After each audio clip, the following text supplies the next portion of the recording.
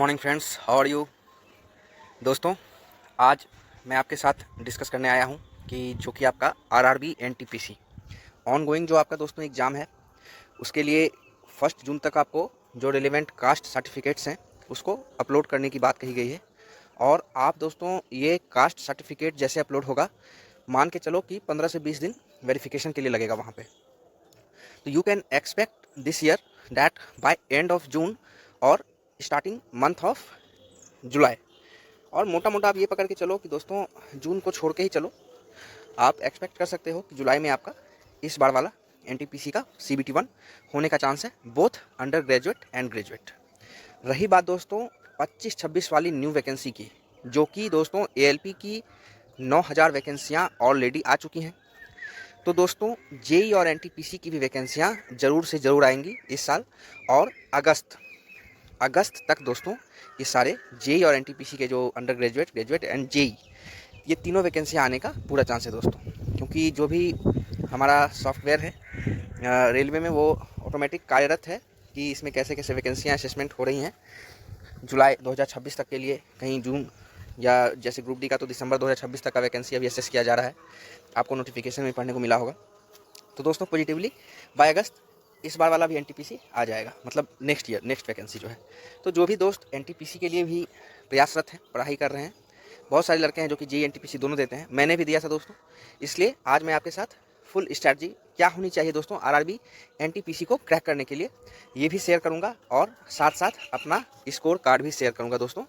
मैंने 15 वाले नोटिफिकेशन में ये एग्ज़ाम दिया था, 16 में दोस्तों एग्ज़ाम हुआ था, मैंने 2 एग्ज़ाम साथ में दिए थे।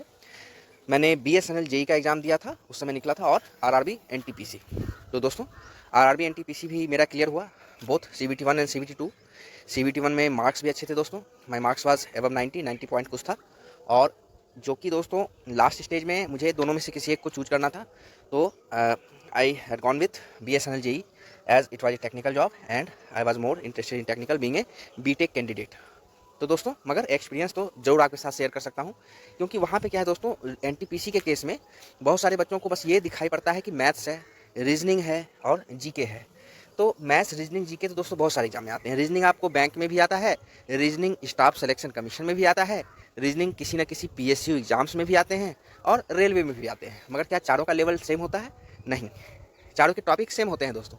जब आप सिलेबस पढ़ोगे तो सारे में वर्बल रीजनिंग और नॉन वर्बल रीजनिंग सारे टॉपिक्स दिए हुए रहते हैं, कुछ ही डिफरेंस होता है। मगर क्या क्वेश्चंस के लेवल सेम होते हैं, क्वेश्चंस के पैटर्न सेम होते हैं? नहीं होते हैं दोस्तों। SSC का रीजनिंग अलग आता है, बैंक का रीजनिंग अलग आता है। वहीं पे दोस्तों रेलवे का जो रीजनिंग है, रेलवे में जो एनटीपीसी में खास करके रीजनिंग की आपको पढ़ाई करनी है, मैंने क्या किया था दोस्तों कि मैंने किसी भी स्पेसिफिक बुक को फॉलो नहीं किया रीजनिंग के लिए, और मैं आपको भी यही सजेस्ट करूंगा कि रीजनिंग के लिए दोस्तों किसी भी स्पेसिफिक बुक को फॉलो नहीं करना है। यहाँ पे क्या करना है दोस्तों, SSC CHSL, SSC CGL, ये दोनों का एक कंबाइंड क्वेश्चन बैंक आता है। अरिहंत का आया था हमारे समय में, अभी भी आता है अरिहंत का, उसको ले लीजिए, और उसके सारे प्रीवियस ईयर के मैथ्स का एनटीपीसी वाला प्रीवियस ईयर तो करना ही करना है, मैं प्रैक्टिस के लिए बता रहा हूँ, एक्स्ट्रा के लिए उसके सारे SSC वाले सारे प्रीवियस ईयर रीजनिंग के क्वेश्चन आप लगा लीजिए। इतना ही दोस्तों मैं सही बता रहा हूँ, आपके लिए काफ़ी होगा, एक भी क्वेश्चन आपका नहीं छूटने वाला है रीजनिंग में। मैं भी दोस्तों वही किया था, मैं SSC का ही प्रीवियस ईयर लगा के चला गया था, और एनटीपीसी के तो कुछ क्वेश्चंस थे ही प्रीवियस ईयर के, ज़्यादा नहीं मिलते हैं, ठीक है, फ्रीक्वेंसी कम होती है एग्जाम की, इसलिए पहले तो और फ्रीक्वेंसी रेलवे के एग्जाम की कम थी, अब रेगुलर होना स्टार्ट हुआ है।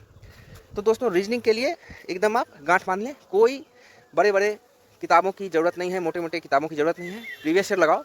रीजनिंग ईजी आता है दोस्तों, रेलवे का रीजनिंग बहुत ईजी आता है, मिलता जुलता है स्टाफ सिलेक्शन कमीशन से। रेलवे के रीजनिंग को बैंक के रीजनिंग से कंपेयर मत कीजिएगा, बैंक का रीजनिंग अलग लेवल का होता है, उस लेवल की पढ़ाई करने की ज़रूरत नहीं है यहाँ पे।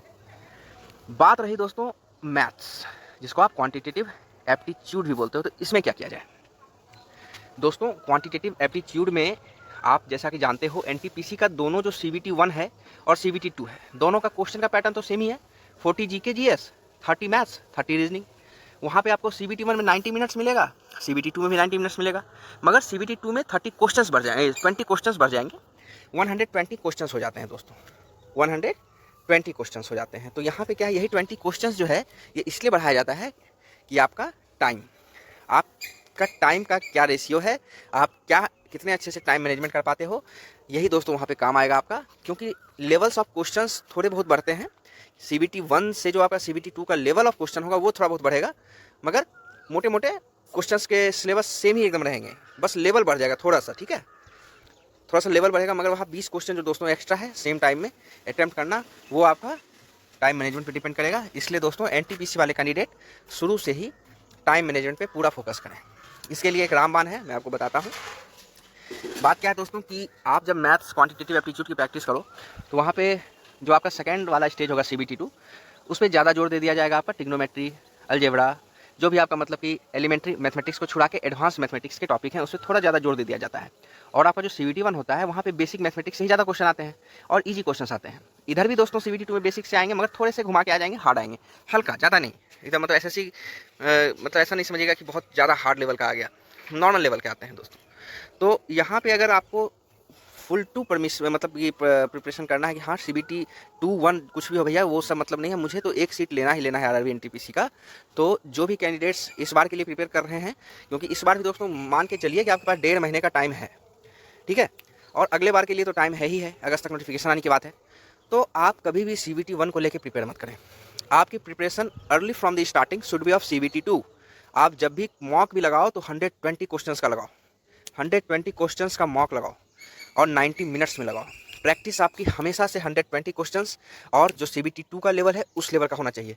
आपका CBT 2 का ही आप शुरू से प्रिपरेशन करो, मतलब उसी पैटर्न पे उसी टाइम पे।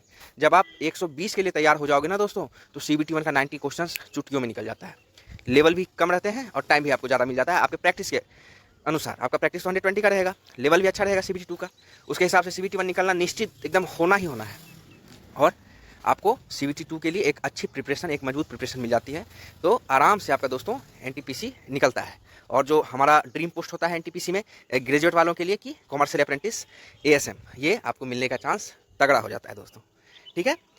बात रही GK और GS की। GK GS दोस्तों यहाँ पे आपको थोड़ा सा जो फोकस कर लेना है, करंट अफेयर्स कीजिए, स्पोर्ट्स, UNO के जो कुछ कन्वेंशंस होते हैं एनवायरनमेंट से रिलेटेड या फिर इंपॉर्टेंट कन्वेंशंस, या जो इंटरनेशनली हाईलाइटेड गेम्स होते हैं वो सब गेम्स। उसके बाद इंडिया के जो कुछ UN से रिलेटेड मतलब कि जैसे कि SDG गोल्स हैं, इंडिया अचीव करना चाह रहा है, इन्वायरमेंटल टारगेट है, ये सब करना चाह रहा है। कुछ क्वेश्चंस दोस्तों आपको कंप्यूटर से भी मिलेंगे। साइंस दोस्तों आपको physics, chemistry, biology up to 10th level कर लेना है। NCERT का जिस्ट आता है दृष्टि का, उससे कर लें, बहुत बेहतरीन है दोस्तों, दृष्टि का जिस्ट आता है। और इधर आपको जो भी बच्चा दोस्तों GK का उसके बाद वाला टॉपिक ओनली जनरल नॉलेज वाला जो है GS छुड़ा के, वो आप लूसेंट से करें। लूसेंट नहीं करना चाहते हैं तो क्राउन से करें। हिंदी इंग्लिश मीडियम दोनों उपलब्ध है, जैसे जैसे बच्चों को जिसमें सुविधा हो वैसा करें। ये दोनों बुक दोस्तों रामबाण है, आज भी रामबाण है, मेरे लिए भी रामबाण था और कल भी रामबाण रहेगा, इसका कोई तोड़ नहीं है, ठीक है दोस्तों। सिंपल सी स्ट्रैटेजी है, इसको फॉलो कीजिए और NTPC में अपना सीट पक्का कीजिए। तो चलिए दोस्तों, अब मैं अपना आपको स्कोर कार्ड दिखा दूँ। ये देखिए दोस्तों, ये रहा C1 CN 3 2015। यहाँ पे दोस्तों 16 में एग्जाम हुआ था इसका और रिजल्ट दिसंबर में आया था, 2016 के दिसंबर में। यहाँ आप देख सकते हैं क्लियरली, मेंशन है कोलकाता मैंने डाला था, मेरा RRB कोलकाता से था। यहाँ मैंने रजिस्ट्रेशन रोल नंबर हटा दिए हैं फॉर पर्सनल, मतलब कि आप समझ सकते हो। यहाँ पे मेरा नाम देख लें, Arnav Priyadarshan, shortlisted for CBT 2, yes. Score आप देख लें दोस्तों 90.037। तो दोस्तों आशा करते हैं कि ये NTPC के लिए जो मैं एक डेडिकेटेड वीडियो लाया था आपके लिए, आपको अच्छा लगा होगा और आपको इससे एक अच्छे गाइडेंस मतलब कि मिली होगी कि मतलब जो नए कैंडिडेट्स हैं जो अभी तक प्रिपेयर नहीं किए हैं या फिर कर रहे हैं और अच्छे से नहीं हो पा रहा है, तो उनको एक मिला होगा कि क्या किस तरह से किया जाए। तो ठीक है दोस्तों, मैं दोस्तों एक चीज़ और बता दूं आपको कि इसके रिलेवेंट मैं प्रिपरेशन की भी वीडियोज़ लाऊंगा और ये वीडियोज़ दोस्तों आपको आफ्टर 15th मिलने स्टार्ट हो जाएंगे। कुछ टॉपिक्स में मैं टॉपिक वाइज लाऊंगा, मैथ्स, रीजनिंग, GK, और दोस्तों ये आपको मिलने स्टार्ट हो जाएंगे। उन सारी वीडियोज़ की PDF भी मैं उपलब्ध कराऊंगा। आप अगर नए हो चैनल पे तो चैनल को लाइक, शेयर और सब्सक्राइब कीजिए और चैनल के डिस्क्रिप्शन में टेलीग्राम का लिंक है, उसको ज्वाइन कर लीजिए। वहाँ पे सारे PDFs आपको मिलेंगे और कुछ भी रिलेवेंट एग्जाम से रिलेटेड PDF जितने भी होते हैं, RRB, JEE, NTPC, group D, ALP, सारे PDFs वहाँ पे अवेलेबल मैं कराता हूँ। तो दोस्तों चैनल के साथ ट्यून अप रहिए, बने रहिए, बढ़िया से प्रिपरेशन कीजिए। Best of luck.